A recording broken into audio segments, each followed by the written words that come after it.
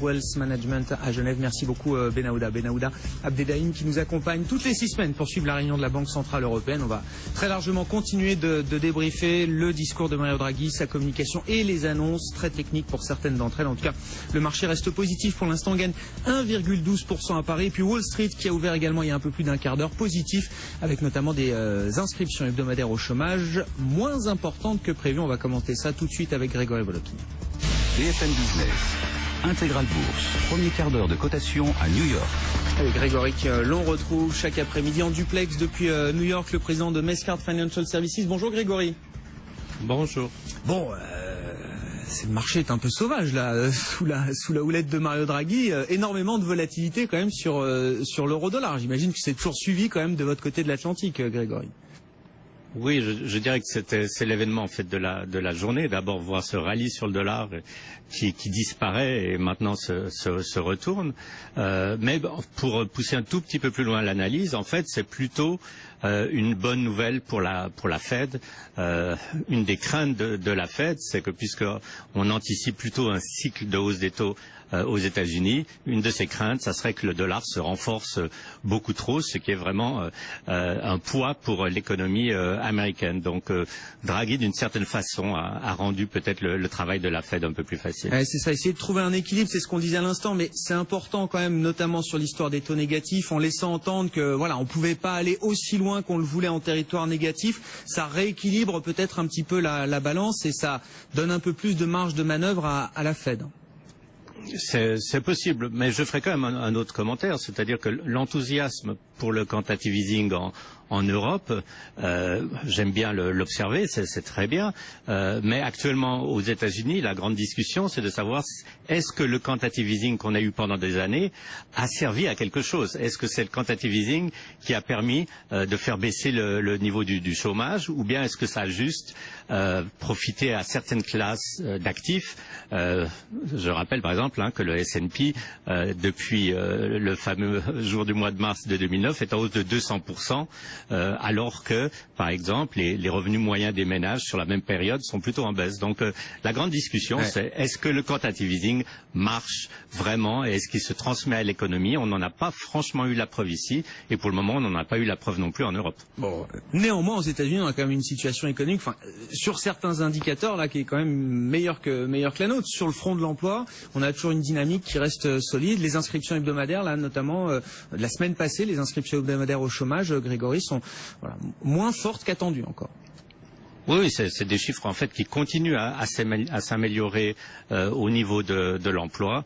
Le chiffre d'aujourd'hui le confirme, le chiffre de la semaine dernière le confirmait. Et une fois de plus, je dirais, ça ne fait qu'éloigner un tout petit peu plus les craintes d'un ralentissement de l'économie. On sait que le dernier trimestre de l'année dernière n'était pas très bon aux États-Unis et je pense qu'on verra, on aura la preuve sous les yeux que le premier trimestre est peut-être même meilleur que ce qui était attendu. Bon, du côté des entreprises, là on en avait déjà parlé, Amazon là qui est en train d'essayer de constituer une flotte. Oui, une flotte quand même d'avions cargo pour livrer lui-même ses propres produits et sans passer, alors pour une petite partie on imagine de ces produits, sans passer par les gros logisticiens internationaux. Absolument, et c'est vraiment une flotte en fait, puisqu'il s'agit là de lease, donc de location, mais sur une longue période, sur 5 ans, de 20 avions cargo. Donc c'est vraiment un gros geste d'Amazon. Rien que cette location va coûter 400 millions de dollars. Ça montre quoi? Ça montre que Amazon continue à estimer que le volume de leurs ventes et de leurs produits va continuer à monter en puissance, mais ça montre aussi que les opérateurs traditionnels, FedEx et UPS, ne peuvent pas suivre tout simplement. Ils n'arrivent pas à investir suffisamment en capacité pour subvenir aux besoins de Amazon. Donc je dirais pas qu'Amazon fait compétition à FedEx et à UPS, mais Amazon va compléter, disons, cette demande qui n'est pas offerte actuellement par ces deux transporteurs internationaux. Bon, voilà donc Amazon et ses 20 avions cargo loués désormais pour livrer donc ses propres produits. Et puis alors hors marché, cette fois là on parle d'une start-up avec vous qui vaut de plus en plus cher. Donc c'est ce qu'on appelle les licornes aux États-Unis. Elles sont nombreuses. On pensait qu'il y avait un espèce de coup d'arrêt là sur la valorisation de ces entreprises. Il y en a une pour laquelle ça continue de grossir. C'est WeWork. Qu'est-ce qu'ils font WeWork?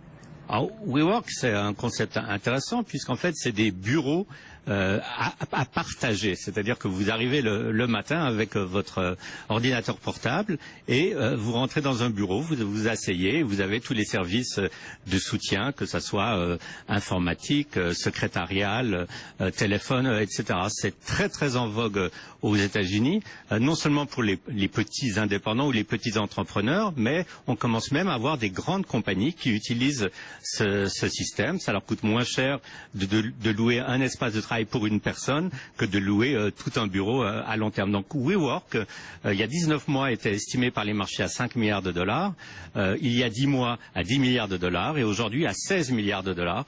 Je pense que parmi les licornes, comme vous les appelez, ici on dit les unicornes, je pense qu'en fait c'est la dernière qui ait montré encore une certaine croissance parce que les autres, il faut le rappeler, commencent à montrer des signes d'essoufflement dans leur valorisation et des compagnies telles que Fidelity qui ont investi dans ces licornes commencent à baisser le prix ou la valorisation de ces investissements. Donc WeWork est un peu l'exception qui confirme la règle. Ouais, c'est ça, une licorne à part donc qui vaut aujourd'hui, vous nous dites 16 milliards de dollars, Grégory. On peut dire toujours, alors il y a toujours des choses à dire sur le pétrole, mais on voit quand même que ça reste très sensible. On devait avoir normalement une réunion fin mars entre des pays producteurs de l'OPEP et des pays non OPEP, et puis finalement on apprend que cette réunion elle n'est pas encore fixée, Grégory. Et tout de suite, ça a un impact sur les prix du baril. Oui, je dirais ce qui est vraiment important actuellement, et je crois que c'est la chose principale, c'est de voir qu'aux États-Unis, le nombre de puits, ou je dirais d'exploitation, de nombre de puits en exploitation diminue de plus en plus rapidement. Ça veut dire qu'il va y avoir un jour où la production, naturellement, va commencer à diminuer fortement aux États-Unis. Et je pense que c'est uniquement de cette façon-là que les prix pourront, d'une façon pérenne, rebondir, discussion ou pas entre les Russes, les Iraniens et les Saoudiens. Vraiment, il faut, je pense, comme signal, attendre de voir la baisse naturelle de cette production aux États-Unis. Bon, qui se fait attendre effectivement, qui met plus de temps que prévu malgré la baisse des plateformes et des puits en activité. Merci beaucoup Grégory. Grégory Volokin, le président de Mescart Financial Services, en duplex avec nous depuis New York, des marchés américains bien orientés. On gagne 0,5% sur le Dow Jones, le Nasdaq progresse de 0,7% après une demi-heure de séance quasiment. Le CAC 40 lui gagne encore 1,6%, des marchés en Europe qui sont partis un peu dans tous les sens pendant la conférence de presse de Mario Draghi, notamment sur le marché des devises, avec un euro-dollar qui s'est d'abord effondré dans un premier temps pour tomber les marchés américains qui ont écouté également Mario Draghi. On en parlait tout à l'heure avec Grégory Volokin, président de Mescart Financial Services à New York. Oui, je dirais que c'est l'événement en fait de la journée. D'abord voir ce rallye sur le dollar qui disparaît et maintenant se retourne. Mais pour pousser un tout petit peu plus loin l'analyse, en fait, c'est plutôt une bonne nouvelle pour la Fed. Une des craintes de la Fed, c'est que puisque on anticipe plutôt un cycle de hausse des taux aux États-Unis, une de ces craintes, ça serait que le dollar se renforce beaucoup trop, ce qui est vraiment un poids pour l'économie américaine. Donc Draghi, d'une certaine façon, a rendu peut-être le travail de la Fed un peu plus facile. C'est ça, essayer de trouver un équilibre, c'est ce qu'on disait à l'instant, mais c'est important quand même, notamment sur l'histoire des taux négatifs, en laissant entendre que voilà, on pouvait pas aller aussi loin qu'on le voulait en territoire négatif. Ça rééquilibre peut-être un petit peu la balance et ça donne un peu plus de marge de manœuvre à la Fed. C'est possible, mais je ferai quand même un autre commentaire, c'est-à-dire que l'enthousiasme pour le quantitative easing en Europe, j'aime bien l'observer, c'est très bien, mais actuellement aux États-Unis, la grande discussion, c'est de savoir est-ce que le quantitative easing qu'on a eu pendant des années a servi à quelque chose? Est-ce que c'est le quantitative easing qui a permis de faire baisser le niveau du chômage, ou bien est-ce que ça a juste profité à certaines classes d'actifs? Je rappelle par exemple que le S&P, depuis le fameux jour du mois de mars de 2009, est en hausse de 200%. alors que, par exemple, les revenus moyens des ménages sur la même période sont plutôt en baisse. Donc la grande discussion, c'est est-ce que le quantitative easing marche vraiment et est-ce qu'il se transmet à l'économie? On n'en a pas franchement eu la preuve ici et pour le moment, on n'en a pas eu la preuve non plus en Europe. Bon, néanmoins, aux États-Unis, on a quand même une situation économique, sur certains indicateurs là, qui est quand même meilleure que la nôtre. Sur le front de l'emploi, on a toujours une dynamique qui reste solide. Les inscriptions hebdomadaires, là, notamment la semaine passée, les inscriptions hebdomadaires au chômage, Grégory, sont moins fortes qu'attendues encore. Oui, c'est des chiffres en fait qui continuent à s'améliorer au niveau de l'emploi. Le chiffre d'aujourd'hui le confirme, le chiffre de la semaine dernière le confirmait. Et une fois de plus, je dirais, ça ne fait qu'éloigner un tout petit peu plus les craintes d'un ralentissement de l'économie. On sait que le dernier trimestre de l'année dernière n'était pas très bon aux États-Unis et je pense qu'on verra, on aura la preuve sous les yeux que le premier trimestre est peut-être même meilleur que ce qui était attendu. Bon, du côté des entreprises, là, on en avait déjà parlé, hein, Amazon là qui est en train d'essayer de constituer une flotte, une flotte quand même d'avions cargo pour livrer lui-même ses propres produits et sans passer, alors pour une petite partie on imagine de ces produits, sans passer par les gros logisticiens internationaux.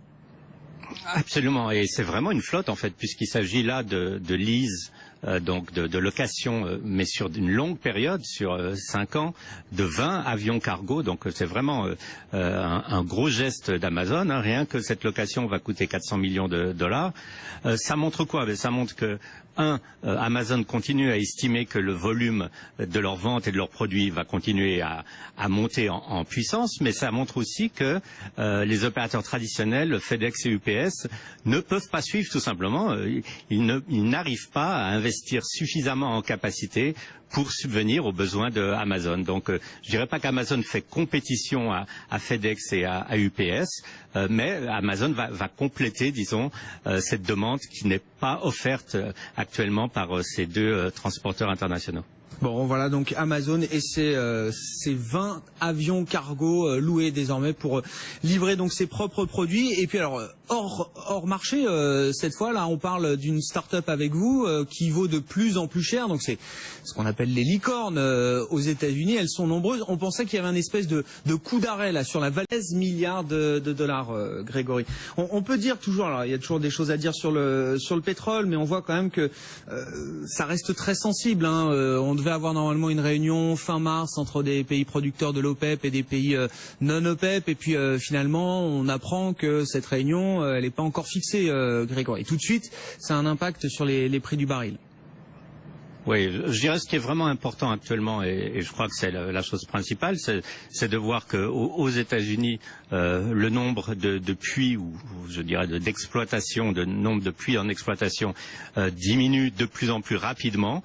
Ça veut dire qu'il va y avoir un jour où la production, naturellement, va commencer à diminuer fortement aux États-Unis. Et je pense que c'est uniquement de cette façon-là que les prix pourront, d'une façon pérenne, rebondir, discussion ou pas entre les Russes, les Iraniens et les Saoudiens. Vraiment, il faut, je pense, comme signal, attendre de voir la baisse naturelle de cette production aux États-Unis.